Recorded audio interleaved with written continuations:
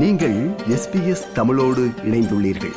sbs.com.au/tamil எனும் இணையத்தின் மூலம் மேலும் பல சிறப்பான நிகழ்ச்சிகளை நீங்கள் கேட்கலாம்.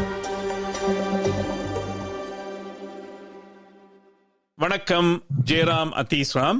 வணக்கம். நீங்கள் சிலம்ப கலையிலே சிறப்பாக செய்து வருவதாக அறிகிறோம். உங்களது பின்னணியை பற்றி அறிந்து கொள்ள நமக்கு அவள். நீங்கள் 9ஆம் வகுப்பு மாணவர் என்று அறிகிறோம், புதுக்கோட்டை மதுரையிலே. என் பேர் ஜே அதீஸ்ராம். நான் 9th ஸ்டாண்டர்ட் படிக்கிறேன். வேலம்மாள்ல நான் 7 இயர்ஸ் சிலம்பம் கத்துக்கிட்டு இருக்கேன். மதுரை விராட்டிபுரத்துல ராமகிருஷ்ணன் மாஸ்டர்கிட்ட. நான் கலை இளமணி விருது தமிழ்நாடு கவர்மெண்ட் இருந்து வாங்கியிருக்கேன். அப்புறம் 1.5 hours நான் stop skating with silambam American book of record, அப்புறம் வேர்ல்ட் ரெக்கார்ட் கமிட்டில இருந்து 2 hours நான் ஸ்டாப் ஸ்கேட்டிங்கோட சிலம்பம். ஹார்வர்ட் யூனிவர்சிட்டில இருந்து ரெக்கார்ட் வச்சிருக்கேன் 12 hours நான் ஸ்டாப் சிலம்பம். வட அமெரிக்க தமிழ்ச்சங்க விருது எனக்கு கொடுத்திருக்காங்க. ஒரு கொரிய தமிழ்ச்சங்க விருது இரண்டுமே கொடுத்திருக்காங்க. 7 வருஷம். அப்படி என்றால் நீங்கள் 2ஆம் வகுப்பு படிக்கும் போதே சிலம்ப கலையை கற்றுக்கொள்ள ஆரம்பித்தீர்கள், அப்படியா? ஆமா. அப்படி என்றால் 8 வயதில் ஆரம்பித்தீர்கள். ஆமா. இந்த ஆர்வம் உங்களுக்கு எப்படி வந்தது ஐயா, 8 வயதிலே சிலம்பம் கற்றுக்கொள்ள? நான் ஒரு வாட்டி அப்பா கூட நடந்து போய்கிட்டு இருக்கப்ப ஜஸ்ட் ஆப்போசிட்ல அங்க ஒரு கிராம மைதானத்துல எல்லாம் சிலம்பம் சுத்தி இருந்தாங்க. எனக்கு அப்ப அதை பத்தி எதுவும் தெரியாது. அப்பாட்ட கேட்டேன். அவர் சொன்னாங்க இது நம்ம பாரம்பரிய கலைன்னு. என்னை சேர்த்துக்குவாங்களான்னு கேட்டேன். அடுத்த நாள் சேர்த்துட்டாங்க. நான் எழுந்தான் போறேன். சரி, இப்ப நீங்கள் அப்பாவோடு நடந்து போகும்போது நிறைய விடயங்களை பார்த்திருப்பீர்கள் இல்லையா? ஆனால் ஏன் அந்த சிலம்பத்தை பார்த்தவுடன் அந்த ஆர்வம் வந்தது? அது ஒரு டிஃபரெண்டா தெரிஞ்சுச்சு பாக்குறதுக்கு. கம்ப வச்சு விளையாடுறது, ஒரு குச்சியை கையில புடிச்சிட்டு என்ன பண்றாங்க, அது என்ன, அது ஜிம்னாஸ்டிக் பண்றது, அதுல அதை பார்த்தோன்னே இன்ட்ரெஸ்ட் வந்துச்சு. நீங்கள் 8 வயதில் இதை பழக ஆரம்பிக்கும் போது அந்த குச்சியே 8 வயது சிறுவனை விட உயரமாக இருக்கும் அல்லவா? குச்சி நம்ம வேண்ட ஹைட்டு உயரத்துக்கு வெட்டிக்கலாம். அது என் ஹைட்டு கரெக்டா என்னோட நெத்தி அளவுக்கு இருக்கும் குச்சி. நம்ம அதுக்கு மேல இருந்தா வெட்டிக்கலாம். வளர வளர அந்த குச்சியின் உயரம் வளர்ந்து கொண்டே இருக்கிறது. ஆமா. போட்டிகளில் கலந்து கொள்ள எப்பொழுது ஆரம்பித்தீர்கள்? நான் சேர்ந்து ஒரு 5 மாசத்துலயே நான் பஞ்சாப் மேட்ச், நேஷனல் மேட்சுக்கு போனேன். இங்க இருந்து பஞ்சாப் ஜலந்தர்ல நடந்ததுல நான் அது செகண்ட் மேட்ச். எனக்கு முத ஒரு டிஸ்ட்ரிக்ட் மேட்ச் விளையாண்டேன் மதுரை ரேஸ் கோர்ஸ்ன்ற இடத்துல. அடுத்த செகண்ட் மேட்சா நேஷனல் மேட்ச் பஞ்சாப்ல விளையாட ஆரம்பிச்சு. அதை தொடர்ந்து அப்படியே பல போட்டிகளில் வென்று கொண்டு வந்திருக்கிறீர்கள். உலக சாதனை செய்ய வேண்டும் என்ற சிந்தனை எங்கிருந்து வந்தது? எல்லாரோட நான் கொஞ்சம் டிஃபரெண்டா தெரியுன்றக்காண்டி யோசிச்சேன். அதை அப்பாட்ட கேட்டேன். இப்படி நான் 2 ஸ்போர்ட்ஸ்ல இருக்கேன், ஸ்கேட்டிங் ஓட்டிக்கிட்டே கம்பு சுத்த முடியுமான்னு. நான் முதல் ட்ரை பண்ணி பார்த்தேன். அது சரியா வரல. பிராக்டிஸ்ல வந்தனால அது ஒரு அப்பா அதை பத்தி தேட ஆரம்பிச்சாரு. அப்புறம் அது ஒரு ரெக்கார்டு அப்படி இருக்கு, இப்படி பண்ணலாம்ன்ற ஐடியா வந்துச்சு. ஸ்கேட்டிங் தனியாக பழகி இருந்தீர்கள் சிலம்பத்தை தவிர. ஸ்கேட்டிங்கில் வேறு ஏதாவது செய்கிறீர்களோ? ஸ்கேட்டிங்ல 3 வருஷம் டிஸ்ட்ரிக்ட் டீம் கேப்டனா இருந்தேன் ரோல் பால்ல. 1 வருஷம் மதுரை டீம் கேப்டனா இருந்தேன் ரோல் பால்ல, ரோலர் ஹாக்கி. சரி, இரண்டையும் சேர்த்து ஆட வேண்டும் என்ற யோசனை எப்படி வந்தது? நான் ஸ்கேட்டிங் ஒரு பெர்ஃபார்மன்ஸ் மாதிரி ஸ்கேட்டிங்கோட சிலம்பம் சுத்துறது. போட்டிகள் போறப்ப சிலம்பம் மட்டும் தனியா, ஸ்கேட்டிங் தனியா, வேற வேற விளையாட்டாதான் விளையாடுவேன். அந்த 2 நான் யோசிச்சு பார்த்தேன்.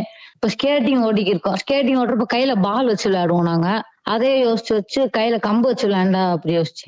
கம்பு சுத்தும் போது நீங்கள் எதிரே இன்னொருவருடன் சேர்ந்து தானே சுத்துவீர்கள். அப்படி ஸ்கேட்டிங்கும் செய்து கம்பும் சுத்தும் போது எதிரே உள்ளவரும் ஸ்கேட்டிங் செய்வாரா அல்லது நீங்கள் தனியா தான் செய்வீர்களா? இது சிலம்பம் 3 இது இருக்கு. நெடுங்கம்பு, இரட்டை கம்பு, தொடுமுறை.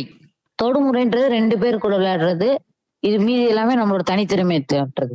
அப்போ இந்த ஸ்கேட்டிங் பண்ணும்போது தொடுமுறை செய்ய முடியாது, அப்படியா? அல்லது செய்யவில்லை இதுவரை? அப்படி செய்ய முடியாது. நீங்கள் இது ஒரு பாரம்பரிய கலை என்று அறிந்தவுடன் அதை பற்றிய தேடுதலில் ஈடுபட்டிருக்கிறீர்களா அல்லது உங்கள் ஆசிரியர் ராஜமகாகுரு ராமகிருஷ்ணன் அவர்கள் சொல்லித் தருவதை மட்டும் கற்றுக்கொண்டு வருகிறீர்களா அல்லது நீங்களாக ஏதாவது தேடுதலில் ஈடுபட்டிருக்கிறீர்களா? ஐயா, அப்பா தான் எனக்கு எல்லாமே எக்ஸ்பிளைன் பண்ணுவாங்க. மாஸ்டர்கிட்ட கத்துக்குவேன், அப்பா சொல்லி கொடுப்பாங்க, நானா பிராக்டிஸ் பண்ணிக்குவேன். சரி, இதை அடுத்த கட்டமாக என்ன செய்ய இருக்கிறீர்கள்? நான் கின்னஸ் சிலம்பத்தோட ஸ்கேட்டிங் பண்ணணும். அப்புறம் என்னைய மாதிரி கஷ்டப்படுற நிறைய பேருக்கு நான் ஃப்ரீயா சிலம்பம் சொல்லி தரணும். இப்ப சொல்லி கொடுத்து கொண்டிருக்கிறீர்களா அல்லது இனிமேல் செய்ய போகிறீர்களா? அப்படியா? இனிமேல் சொல்லி கொடுக்கணும். நான் இதுக்கு முன்னாடி ஒரு இடத்துல 100 பேருக்கு சிலம்பம் சொல்லி கொடுத்திருக்கேன் 1 வாரம் கேம்ப்ல. உங்கள் குடும்பத்தை பற்றி கொஞ்சம் சொல்லுங்கள். அம்மா அப்பா 2 பேரும் வேலைக்கு போயிருவாங்க. எனக்கு ஒரு அக்கா இருக்காங்க. அக்கா காலேஜ் 2nd இயர் படிக்கிறாங்க. BSc nautical science. அக்கா ஹாஸ்டல்ல தங்கி இருக்கறனால நானா தான் கிளாஸ் சிலம்பம் எது போனாலும் நானா தான் போயிட்டு வருவேன். வீட்டுல தான் எனக்கு சப்போர்ட் பண்ணுவாங்க. உங்கள் அக்காவுக்கு இதை கற்றுக் கொடுக்க வேண்டும் என்று நீங்கள் யோசித்ததில்லை? அக்கா வந்து ஸ்டடீஸ்ல இன்ட்ரெஸ்டா இருந்தா. 9th 7th படிக்கிறப்ப அக்கா ரோல் பால் பிளேயரா இருந்தாங்க ஸ்கேட்டிங்ல. அவங்கள்ட்ட இருந்து ஸ்கேட்டிங் கத்துக்கிட்டேன். நல்லது அதீஸ் ராம், உங்களது முயற்சிகள் வெற்றி பெற வேண்டும் என்று SBS தமிழ் ஒலிபரப்பின் சார்பில் வாழ்த்து கூறி இப்பொழுது விடைபெறுகிறோம். உங்கள் அப்பாவுடனும் சற்று நேரம் உரையாடுவோம். உங்களது நேரத்திற்கும் உங்கள் பதில்களுக்கும் மிக்க நன்றி அதீஸ் ராம். நன்றி.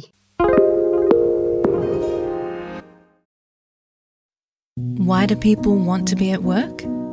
To feel heard, appreciated, part of something, and to know there's a career path for everyone. Inclusive workplaces are linked to increased innovation, productivity, and employee satisfaction. Make your organisation a place where people want to be. For inclusion and diversity training, visit inclusion-program.com.au. ஐயா வணக்கம். ஐயா சொல்லுங்க. நீங்கள் தான் தன்னை மிகவும் ஊக்கப்படுத்தியதாகவும் அந்த கலையை கற்றுக்கொள்வதற்கு நீங்கள் தான் காரணம் என்றும் அதீஸ் ராம் கூறினார். உங்களுக்கு அந்த கலையிலே ஆர்வம் இருந்ததா? நீங்கள் கற்றுக்கொண்டிருக்கிறீர்களா? சின்ன வயதுல எனக்கு கத்துக்கிறக்கூடிய ஆர்வம் இருந்தது. ஆனா அதுக்கான வாய்ப்பு, சூழல், என்னோட குடும்ப சூழல் முடியல. பின்னாட்கள்ல என்னோட பையன் வந்து அதை பத்தி கேட்க ஆரம்பிச்சதுமே எனக்கு இன்னும் கூடுதல் ஆவலாயிருச்சு. நம்ம வயசுல நம்ம அப்ப கத்துக்கிறல, இவருக்கு அந்த வாய்ப்பு, அவருக்கே ஆர்வம் வந்து நம்ம கேட்கும் போது அதை நம்ம ஒரு தடைக்கல்லா இருக்காது. ஏன் நம்ம பாரம்பரிய கலையில அவரை இன்னும் ஊக்கப்படுத்தி ஒரு பெரிய அளவுல நம்ம கொண்டு வரக்கூடாது? மத்த விளையாட்டு மாதிரி இல்லாம இது கொஞ்சம் நம்ம பாரம்பரிய விளையாட்டுன்றதுனால இன்னும் கூடுதல் கவனம் எடுத்து அவரை இதுல எவ்வளவு தூரம் உச்சபட்சமா கொண்டு போக முடியுமோ அதுக்கான முயற்சியில நம்ம ஏன் இறங்கக்கூடாதுன்ற ஒரு மன உறுதி தான் வந்து இவ்வளவு தூரம் அவரை கொண்டு வருவதற்கு காரணமா இருந்தது. இன்னொன்னு முக்கியமானது, எல்லா காலகட்டங்களையும் அவரோட தொடர் பயிற்சி, அவரோட முயற்சி வந்து அதிக அளவுல இருந்தது. ஆர்வம் இன்ன வரைக்கும் குறையல. கிட்டத்தட்ட 8 வருடம் போயிட்டு இருக்காரு. 3 சர்வதேச போட்டிகள் போயிருக்காரு. 12 தேசிய அளவு போட்டி, மாநில போட்டிகள் நிறைய இந்த மாதிரி கலந்துகிட்டு இருந்தாலும் ஒவ்வொரு தடவையும் போட்டிக்கு போகும்போது புதுசா ஏதாவது அவரோட குருநாதர்கிட்ட இருந்து, ராமகிருஷ்ணன் ஆசான்ட்ட இருந்து கத்துக்கிட்டு அதை அந்த இடத்துல பண்ணி நம்ம விளையாட்டுல தனியாளா தெரிகிற மாதிரி செய்யணும்ன்றதுல ரொம்ப ஆர்வமா இருக்காரு, முனைப்பா இருக்காரு. அதனால அவருக்கான பின்புலமா நான் இருந்து அவருக்கு எல்லா விதத்திலையும் உதவி பண்ணிட்டு இருக்கேன். இந்த பின்புலமாக இருந்து நீங்கள் உதவி செய்வதை அவரும் குறிப்பிட்டிருந்தார். ஆனால் அதற்கு அதிக நேரமும் பொருளும் செலவாகும் இல்லையா? நான் வந்து ஒரு தனியார் நிறுவனத்துல இங்க மதுரையில வேலை பார்த்துக்கிட்டு இருக்கேன்.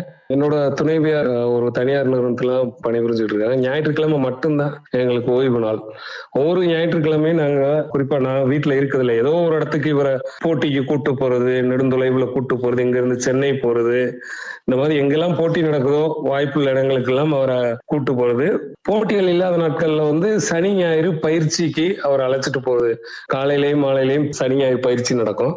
அந்த பயிற்சிக்கு அவரை கூட்டு போற வேலைகள், அடுத்து என்ன செய்யலாம்ன்றத அவரோட உட்கார்ந்து திட்டமிடுறது, பேசுறது எல்லாமே வந்து கலந்து ஆலோசிச்சு தான் செய்வன ஒழிய நான் ஒரு முடிவெடுத்து இதை நீ செய்ப்பான்னு சொல்ல மாட்டேன். நான் இதெல்லாம் இருக்குன்ற தேடல்ல எனக்கு கேள்விப்பட்டதை வச்சு அவர்கிட்ட பகிர்ந்துக்கும் போது அவர் என்ன சொல்றாரோ, அதுல எது வாய்ப்பு அவரால் முடியும்னு நினைக்கிறாரோ அதை நோக்கித்தான் அடுத்த கட்டத்தை நோக்கி நகல்றோம்.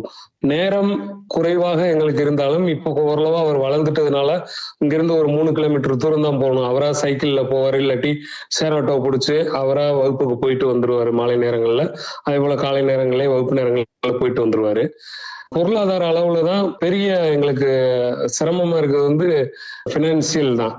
ஒரு போட்டிக்கு சாதாரணமா இங்க நடக்கிற ஒரு மாநில போட்டிக்கு போயிட்டு வரணும்னாலும் குறைஞ்சபட்சம் ஒரு 5000 ரூபாயாவது பணம் தேவைப்படும்.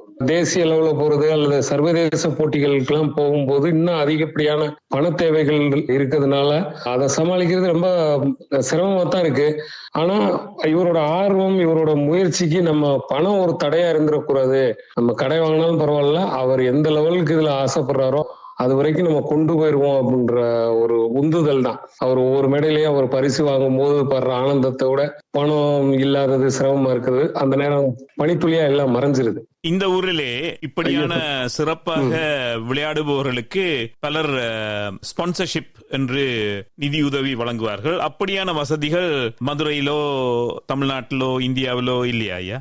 ஐயா இருக்குங்கய்யா. அது மற்ற பெரிய விளையாட்டுகளுக்கு தான் அந்த மாதிரி ஸ்பான்சர்ஷிப் வந்து இங்க பொதுவா கிடைக்கிறது. நம்ம கிரிக்கெட் மாதிரியான விளையாட்டுகளுக்கு தான், கிரிக்கெட், ஹாக்கி அந்த மாதிரி IPL அந்த மாதிரி போட்டிகளுக்கு தான் வந்து ஸ்பான்சர்ஷிப் அதிகம் கிடைக்குதே ஒழிய, இதுக்கு ஸ்பான்சர்ஷிப் நான் நிறைய இடத்துல முயற்சி பண்ணி அது ஒரு கட்டத்துல தோல்வி அடைஞ்சு என்னை ரொம்ப விரக்தி யோசிச்சு, இது ஒரு விளையாட்டு, இதுக்கு போறதுக்கு ஸ்பான்சரா அப்படின்ற ஒரு ஒரு ஒரு விதமான பேச்சுக்களும் வந்து என்னையவே மனச்சோர்வடைச்சது. அதனால இனிமே இதுக்காக நம்ம ஸ்பான்சர்ஷிப் கேட்டு அலைகிறத விட நம்மளால எவ்வளவு தூரம் முடியுமோ அதுக்கு கடன் வாங்கியாவது அவர் அட்டைன் பண்றதுக்கு முடிஞ்சதை நம்ம செய்வோம். இந்த ஸ்பான்சர் கிடைக்கல, பல இடங்கள்ல அவமானப்பட்டு அசிங்கப்பட்டு பேசாம வந்துட்டேன். பெரிய விளையாட்டுகளுக்கு நிறைய எதிர்பார்க்கறத விட அதிகமான ஸ்பான்சர்ஷிப் இங்க கிடைக்குது, அது உண்மை. இதை கேட்டாவது யாராவது ஸ்பான்சர் செய்ய முன் வருவார்கள் என்று நம்புகிறோம். உங்களது நம்பிக்கை, உங்கள் மகனுக்கு நீங்கள் கொடுக்கின்ற ஊக்கம் மெச்சக்குரியது.